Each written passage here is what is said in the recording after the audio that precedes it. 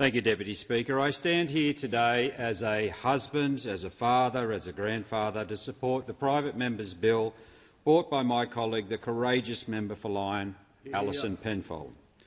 I was born a male and therefore I can never live what it means to be a female, and I will not pretend to do so. But I do know from those close to me and those I have known through my work and family, church and my representation of the people of the Parkes electorate that they do not yet have equality. We do not live in a world where women feel safe. Simple statistics show us why. 2 in 5 women in Australia have experienced violence since the age of 15. A woman is killed every 9 days by a current or former partner. In 2023-24, 6,751 women aged 15 or over needed hospitalisation due to family or domestic violence. This is why women need safe spaces. This and many other reasons that both women and the courts can attest to. We live in a time where gender is unfortunately no longer straightforward. The world is more opening and accepting. Again, pure statistics show this is a crucial need.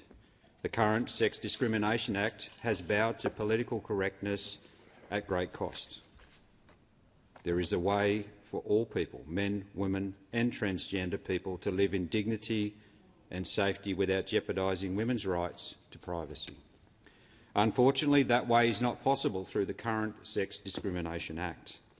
Recent legal matters have established that a man wearing lipstick, a man in a dress, a man who simply says he's a woman is a woman. This is a worrying, this is frightening precedent, and it is both hurtful and a threatening statement to all women. It clearly shows that women-only spaces cannot be assured, and it clearly shows the precedents, the protections for women's sports, women's health, women's privacy, services and safety cannot be assured. The current Sex Discrimination Act puts the risk of offence ahead of the women's rights. We should never have to apologise for being born a man or a woman. All Australians should be allowed the dignity to be proud of their biological sex. I applaud the member for Lyne for taking a stand, and I support her and the women who, throughout the course of our nation's history, have fought for women's rights. I support this bill that seeks amendments to a law that does not serve the people of this country. I support this move that, as the member for Lyne has said, seeks to restore clarity, certainty and common sense to the law. Biological sex is a reality and it matters.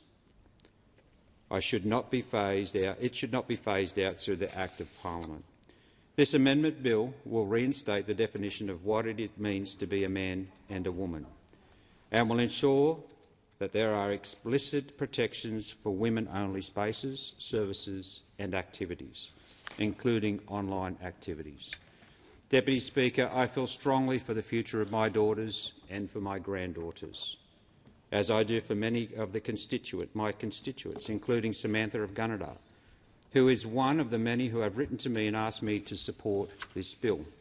Samantha says our daughters and our granddaughters deserve fair sport, safe change rooms and women-only spaces. Recent court rulings have made it clear that without legal definition these protections collapse. I'm urging you as my representative to do this for all women and girls in your electorate and across the country. Well, Samantha, I also want them to feel safe and secure and to be proud of who they were born to be. I want them to have the legal protections that help right the wrongs already entrenched by the current Sex Discrimination Act. This bill brings reality back to the situation and allows women to be women without apology, and I commend the bill.